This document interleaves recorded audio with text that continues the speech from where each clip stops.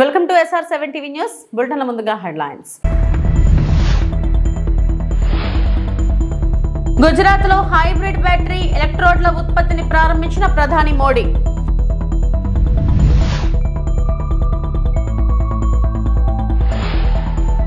దొంగ ఓట్లంటూ కాంగ్రెస్ దుష్ప్రచారం, ప్రజల్ని అవమానించడమేనన్న బండి సంజయ్.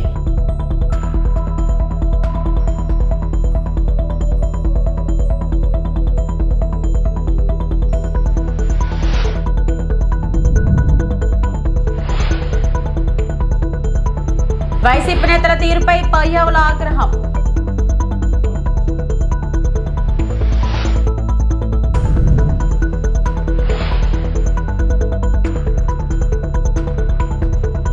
భారతదేశ గ్రీన్ మొబిలిటీ ఆశయాలకు ఒక ముఖ్యమైన మైలురాయిగా ఆగస్టు 26న ప్రధానమంత్రి మోడీ ఈ విటారాను ప్రారంభించనున్నారు. సుజుకి యొక్క మొట్టమొదటి ప్రపంచ వ్యూహాత్మక BEV అయిన ఈ విటారా భారతదేశంలో తయారు చేయబడింది మరియు 100కు పైగా దేశాలకు ఎగుమతి చేయబడుతుంది. బ్యాటరీ పర్యావరణ వ్యవస్థకు పెద్ద ప్రోత్సాహకంగా గుజరాత్లోని ప్లాంట్లో హైబ్రిడ్ బ్యాటరీ ఎలక్ట్రోడ్ల ఉత్పత్తి కూడా ప్రారంభమవుతుంది.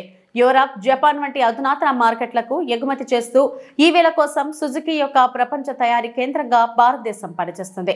గుజరాత్ లో హైబ్రిడ్ బ్యాటరీ ఎలక్ట్రోడ్ల స్థానిక ఉత్పత్తిని ప్రారంభించడంతో భారతదేశ బ్యాటరీ పర్యావరణ వ్యవస్థ యొక్క తదుపరి దశను ప్రధాని మోడీ ప్రారంభించనున్నారు. ప్రధానమంత్రి మోడీ ప్రారంభించిన గుజరాత్ లోని TDS lithium ion battery plant hybrid battery ఎలక్ట్రోడ్ల తయారీకి దారితీస్తుంది. తోషిబా, డెన్సో మరియు సుజుకీల జాయింట్ వెంచర్ అయిన ఈ ప్లాంట్ దేశీయ తయారీ మరియు క్లీన్ ఎనర్జీ ఆవిష్కరణలను పెంచుతుంది. ఈ అభివృద్ధి బ్యాటరీ విలువలో 80% పైగా భారతదేశంలోనే తయారు చేయబడుతుందని నిర్ధారిస్తుంది. ఈ మైలురాయి చొరవలు కలిసి భారతదేశం గ్రీన్ మొబిలిటీకి ప్రపంచ కేంద్రంగా ఆవిర్భావాన్ని నొక్కి చెబుతున్నాయి.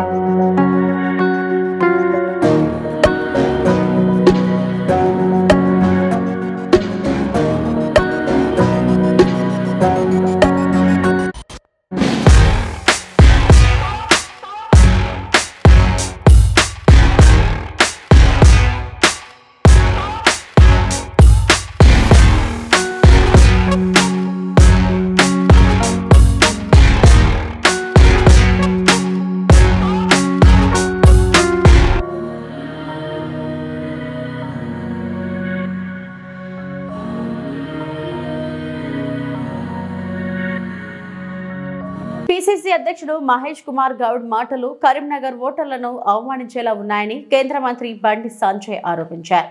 ఓట్ల చోరీ కంటే ముందు సీట్ల చోరీపై సమాధానం చెప్పాలని డిమాండ్ చేశారు. ఓట్ల చోరీ నిజమే అయితే మొత్తం ఎంపీ సీట్లు అన్ని తామే గెలిచేవాళ్లం కదా అని ప్రశ్నించారు. రోహింగ్యాల అంశంలో కాంగ్రెస్ బీఆర్ఎస్ ఓటు బ్యాంకు రాజకీయాలు చేస్తుందని మండిపడ్డారు. రాత్రి వేళల్లో కాంగ్రెస్ పాదయాత్ర చేస్తుందని విమర్శించిన సంజయ్ తనను తిడితే పాదయాత్రకు ప్రచారం వస్తుందని మహేష్ కుమార్ గౌడ్ ఆలోచిస్తున్నారని ఎద్దేవా చేశారు. అక్కడ రాహుల్ గాంధీ ఏమో ఓటు తీసేస్తున్నారు అంటారు. ఇప్పుడు కరీంనగర్లో ఒక్కొక్క ఇంట్లో 200 ఓట్లు మైనార్టీలలో ఉన్నాయి. గతంలో సునీల్ గారు కాంప్లైంట్ ఇచ్చారు. ఆ ఓట్లు ఎవరు పడతాయి? దొంగ ఓట్లు పడ్డాక గెలవేయాలి. వాళ్ళు ఓట్లు వేయించుకున్నా గెలవలే. వాళ్ళు మైనార్టీలలో ఒక్కొక్క ఇంట్లో 50 ఇండ్లునే కరీంనగర్లో ఉన్నాయి. మేము ఫిర్యాదు కూడా చేస్తాం, తొలగించలే. ఆ ఓట్లు ఎటు పడతాయి? అయినా గెలవలే. వాళ్ళు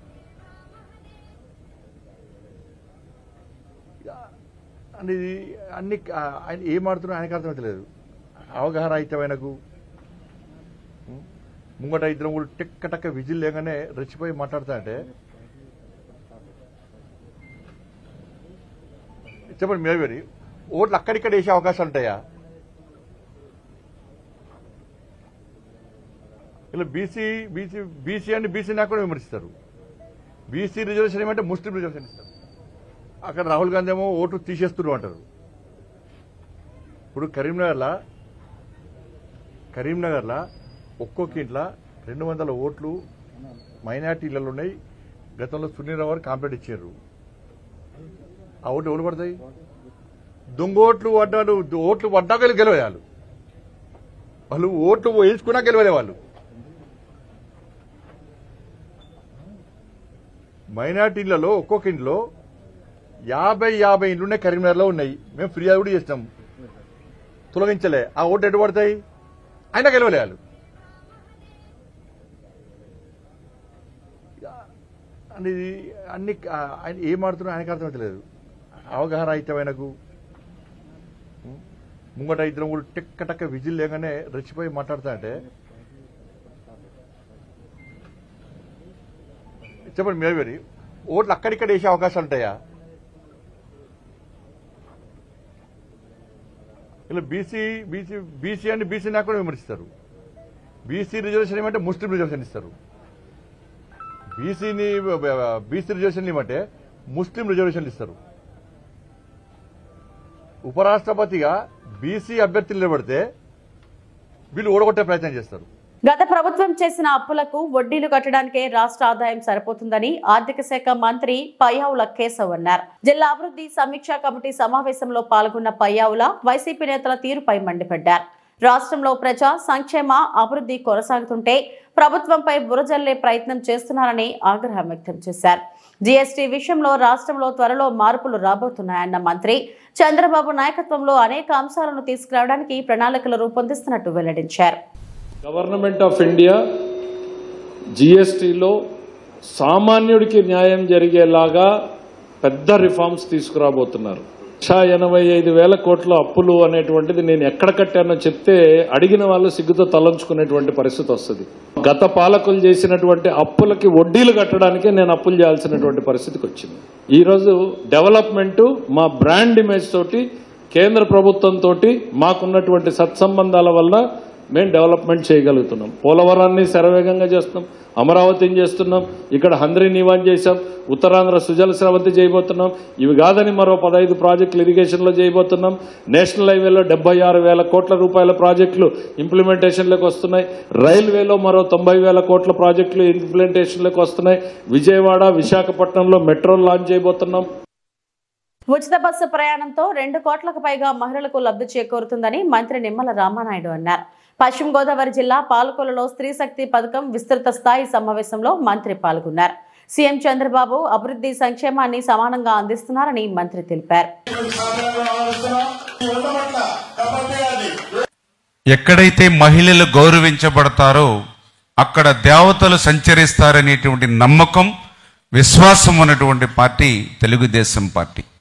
మగవాళ్లతో పాటు సమానంగా ఆడవాళ్లకు ఆస్తి హక్కు ఉండాలనేటువంటి నిర్ణయం తీసుకున్నది ఆ రోజు ఎన్టీ రామారావు గారు, తెలుగుదేశం పార్టీ. ఈరోజు జనాభాలో సగం మహిళలు ఉన్నారు.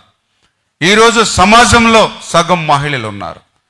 అటువంటి సగం ఉన్నటువంటి మహిళలు అభివృద్ధి చెందకుండా ఈ రాష్ట్రం అభివృద్ధి చెందదు, ఈ ప్రాంతం అభివృద్ధి చెందదు అనేటువంటి ఆలోచనతో మహిళలు తమ కాళ్ల మీద తాము నిలబడాలి.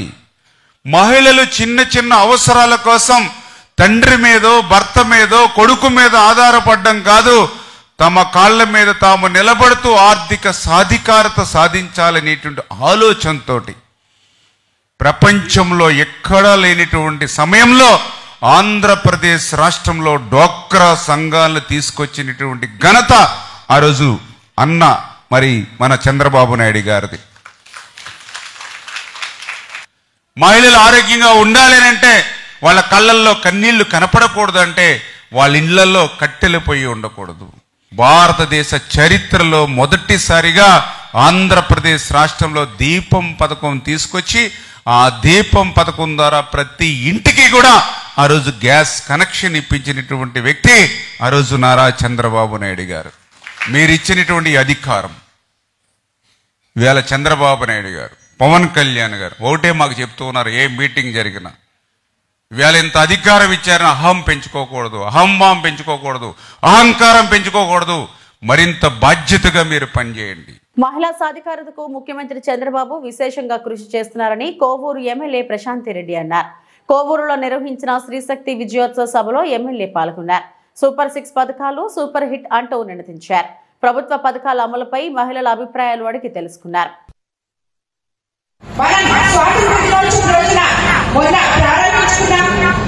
ఈ బస్సు వల్ల నాకు తెలిసి మీ అందరూ ఎంతో లబ్ధి పొందుతున్నారని నేను అనుకుంటున్నాను. దీనివల్ల ప్రతి మహిళ కూడా దాంట్లో మిగిలిన డబ్బుల్ని ఆదా చేసుకుని తన కుటుంబ ఖర్చులకి మనం ఖర్చు పెట్టుకోవచ్చు. ముఖ్యంగా ఈ సూపర్ 6 లో అన్నింటికన్నా ఎక్కువగా లబ్ధి పొందింది మన మహిళలే. పర్యావరణాన్ని కాపాడేందుకు ప్రతి ఒక్కరూ ముందుకు రావాలని, ఇందులో ముఖ్యంగా వినాయక చవితి కోసం వినియోగించే వినాయక ప్రతిమలను మట్టితో తయారు చేసిన వాటిని పూజల్లో వినియోగించాలని తణుకు ఎమ్మెల్యే ఆరుమిల్లి రాధాకృష్ణ అన్నారు. తణుకు మైత్రి లయన్స్ క్లబ్, ఆర్యవైశ్య యువత సంయుక్త ఆధ్వర్యంలో మట్టితో తయారు చేసిన 1000 వినాయక ప్రతిమతో పాటు పూజా సామాగ్రిని సోమవారం ఎమ్మెల్యే రాధాకృష్ణ చేతుల మీదుగా పంపిణీ చేసి మాట్లాడారు. ఏ కార్యక్రమం తలపెట్టినా విఘ్నేశ్వరుడికి తొలుత పూజలు చేయడం ఆనవాయితీ అని, అలాంటి వినాయక చవితిని రాష్ట్రంలో దేశంలో పెద్ద ఎత్తున జరుపుకుంటూ ఉంటారని అన్నారు. గతంలో ప్లాస్టర్ ఆఫ్ ప్యారిస్ తో తయారు చేసిన విగ్రహాల కారణంగా భూ కాలుష్యంతో పాటు వాయు జల కాలుష్యం ఏర్పడుతుందని అన్నారు. దీంతో ఎన్నో దుష్పరిణామాలు ఎదురవుతున్నాయని చెప్పారు. మట్టి వినాయక విగ్రహాల కారణంగా నిమజ్జనం సమయంలో సులువుగా నీటిలో కరిగి పర్యావరణాన్ని కాపాడగలిగే వాళ్ళమవుతామని అన్నారు. మట్టితో చేసినటువంటి గణపతి ప్రతిమలను, అదేవిధంగా పూజా ద్రవ్యాలను ఈరోజు 1000 కిట్లు పంపిణీ కార్యక్రమం చేయడం చాలా సంతోషం. ఈ సందర్భంగా ఆర్యవైశ్య యువత రాజశేఖర్ గారు, రామచంద్ర గారు, అదేవిధంగా నారాయణరావు గారు, అదేవిధంగా ఎంఏ రాంబాబు గారికి, పెద్దలకు, ఆర్యవైశ్య సంఘ ప్రెసిడెంట్ శ్రీనివాస్ గారికి, మిగిలిన పెద్దలకు అందరికీ కూడా ధన్యవాదాలు, అభినందనలు తెలియజేసుకుంటూ ఈరోజు ముఖ్యంగా వినాయక చవితి అనేది మనందరికీ కూడా చాలా ముఖ్యమైనటువంటి పండుగ. మన హిందూ పండుగల్లో మొదటి పండుగ. వినాయకుడిని పూజించి ఏ కార్యక్రమం సంకల్పించినా మొదటిగా వినాయకుడిని పూజిస్తాం. విద్యకు వినాయకుడు, అదేవిధంగా మనకు విజయాన్ని కావాలన్నా ఎటువంటి ఆటంకాలు లేకుండా వినాయకుడిని మనం భక్తితో శ్రద్ధతో ఈరోజు పూజించి ఆయన ఆశీస్సులు కోరుకోవడం జరుగుతుంది. అటువంటి వినాయక చవితిని ఈరోజు రాష్ట్రంలో, అదేవిధంగా దేశంలో కూడా పెద్ద ఎత్తున ప్రజలందరూ కూడా చేసుకుంటూ ఉంటాం. కాబట్టి మనందరం కూడా వినాయక విగ్రహాలని గతంలో ప్లాస్టర్ ఆఫ్ ప్యారిస్తో చేయడం వలన అవి ఈరోజు నీటి కాలుష్యం పెంపొందించడంతో పాటుగా పర్యావరణాన్ని కూడా దెబ్బతీసే విధంగా ఈరోజు ప్లాస్టర్ ఆఫ్ ప్యారిస్ విగ్రహాల వలన ఈరోజు అనేక దుష్పరిమాణాలు కలుగుతూ మనందరికీ కూడా తెలుసు. ఇటువంటి పరిస్థితుల్లో ఒక మంచి కార్యక్రమం చేయాలనే సంకల్పంతో ఆర్యవైశ్య యువత మన తణుకుపట్నంలో ఈ కార్యక్రమానికి నాంది పలికి 1000 మట్టి ప్రతిమలను ఈరోజు అందించడం చాలా సంతోషం. దీనివల్ల ఈరోజు సులభంగా నీటిలో కలిసిపోతుంది. మన విగ్రహాన్ని పూజ తర్వాత మనం దీన్ని నిమజ్జనం చేసినప్పుడు నీటిలో కలిసిపోయి పర్యావరణాన్ని కాపాడుతూ ప్రకృతిని కూడా కాపాడుకోవడం జరుగుతుంది. ఈరోజు మన హిందూ పండుగలన్నీ కూడా ఇప్పుడు కూడా ప్రకృతిని కాపాడే విధంగా, ప్రకృతికి దగ్గరగా మన పూజా కార్యక్రమాలన్నీ కూడా ఉంటాయి.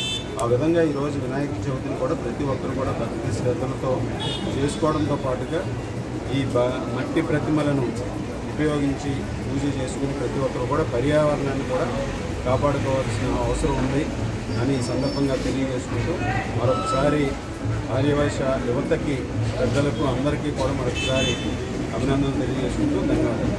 ఏలూరు జిల్లా కామవరపుకోట మండల పరిధిలో ప్రభుత్వం ఇటీవల దివ్యాంగుల పింఛన్లను తొలగించడం పట్ల ఆగ్రహం వ్యక్తం చేస్తూ చింతలపూడి నియోజకవర్గం కన్వీనర్ కంభం విజయరాజు ఆధ్వర్యంలో వైఎస్ఆర్సీపీ నాయకులు భారీ మోటార్ సైకిల్ ర్యాలీ నిర్వహించారు.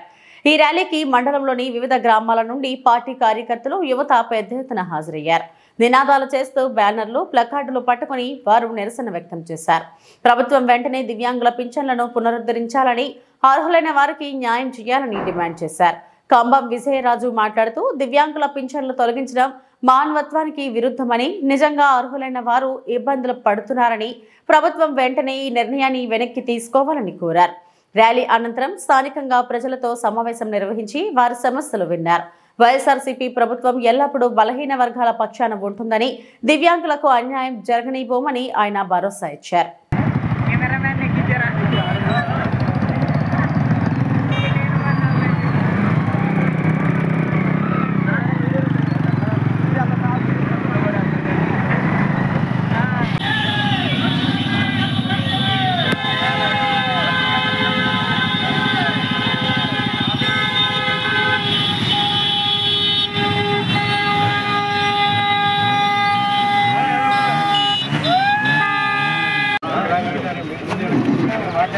రాష్ట్ర వ్యాప్తంగా మరి